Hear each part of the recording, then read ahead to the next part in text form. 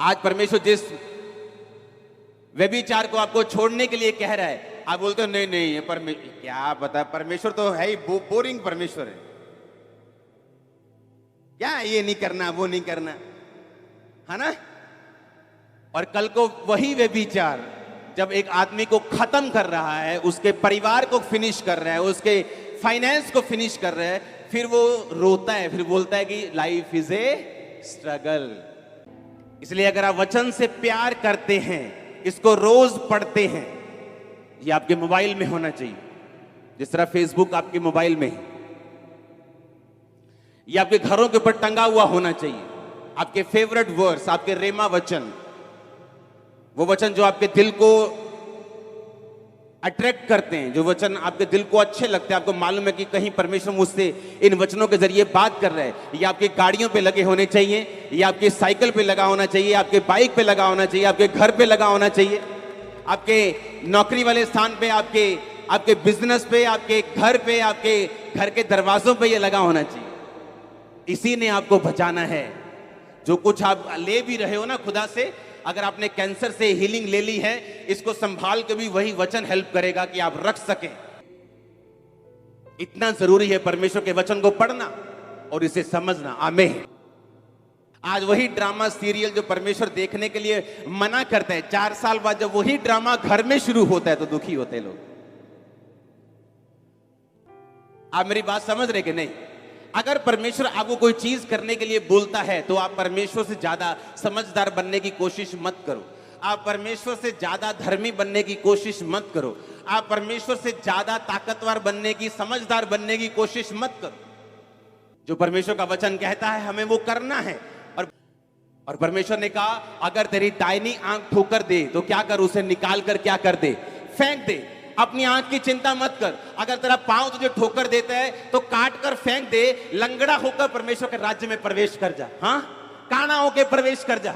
इससे अच्छा कि तू दोनों आंखें पाते हुए तू नरक में चला जाए और दोनों पांव लिए हुए तू नरक में चला जाए। काट दे उनको और मेरे राज्य में प्रवेश कर जा। जो कुछ तू छोड़ेगा मैं 100 गुना दूंगा, जो कुछ तू मेरे लिए गवाएगा मैं तुझे 100 गुना दूंगा। ओ आमीन। ऊंचा चाहिए। क्या चाहते हो तुम? अपने बॉस की बात सुन के यीशु मसीह को छोड़ देना क्योंकि तुम्हें नौकरी प्यारी है? वो तुम्हें खुद बॉस बना देगा अगर तुम खड़े रहोगे तो। आज वो लोग जो प्रभाव रखते थे आज खुद परमेश्वर में आना चाहते हैं क्योंकि मैं खड़ा रहा, परमेश्वर मैं खड़ा रहा, मेरा परिवार मेरे पीछे आया, लोग मेरे पीछे आए, अब वो पीछे आए क्योंकि ये रीजन था। परमेश्वर ने कहा आपको मालूम, जो लोग आपका विरोध करते हैं एक्चुअल में परमेश्वर उनको ब्लेस करना चाहते हैं और शैतान उन्हीं को यूज करता है आपके खिलाफ। और अगर आप उस समय इंसान की शक्ल ना देख के परमेश्वर की योजना को समझेंगे और इंसान को अगर ऑफेंड करना पड़े, नाराज करना पड़े, आप कर देंगे, लेकिन परमेश्वर को पकड़े रहेंगे, आप उसी इंसान की आशीष का कारण बन जाएंगे जो आपका विरोध कर रहा है। तो अगर आप परमेश्वर की बात नहीं सुनेंगे और शैतान की बात सुनेंगे और इंसान की बात सुनेंगे, उनका भी नुकसान होगा और आपका तो होगा ही होगा। इमेजिन करो अगर मैं उन लोगों के पीछे लग जाता, आज वो खुद भी कंगाल हो चुके और मुझे भी कंगाल कर देते, फिर दोनों कंगाल कंगाल घूमते, स्पिरिचुअली कंगाल, आत्मा में कंगाल। पैसा कोई बड़ी बात नहीं है, गलत लोगों के पास भी बहुत है।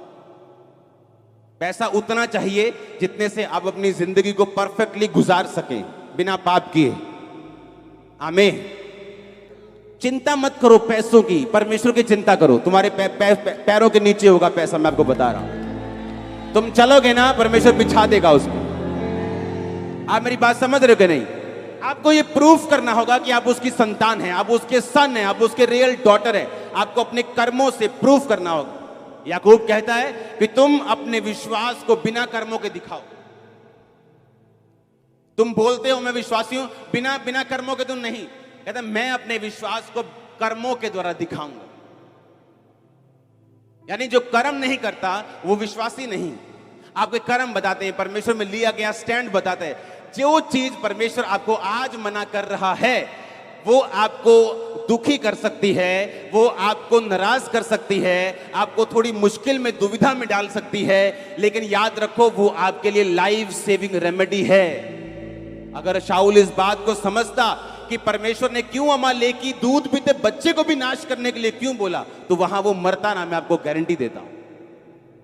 आप प्रभु से ज्यादा धर्मी मत बनिए, परमेश्वर से ज्यादा आप चालाक मत बनिए, प्रभु से ज्यादा समझदार मत बनिए। उसको मालूम है कि फ्यूचर में शैतान आपके लिए क्या रख के बैठा है, और परमेश्वर को यह भी मालूम है कि वो फ्यूचर में आपको क्या देना चाहता है। आप मेरी बात समझ रहे कि नहीं? इसलिए जो लोग वचन को नहीं समझते, जो लोग वचन को नहीं जानते, वो अपनी लाइफ में एडजस्टमेंट के साथ चलते। जिधर पलड़ा भारी उधर के हो गए, जिधर थाली का बैंगन इधर संसार भारी तो संसार की तरफ हो गए, आत्मा में भारी तो आत्मा की तरफ हो गए। ऐसा परमेश्वर नहीं चाहता। वो चाहता है जो स्टैंड आपने लिया है, जो जिस बात पे आप विश्वास करते हैं उस पे खड़े रहें, परमेश्वर के वचन पे अड़े रहें, ताकि आप गवाहियों के साथ वापस आ सकें। मैं आप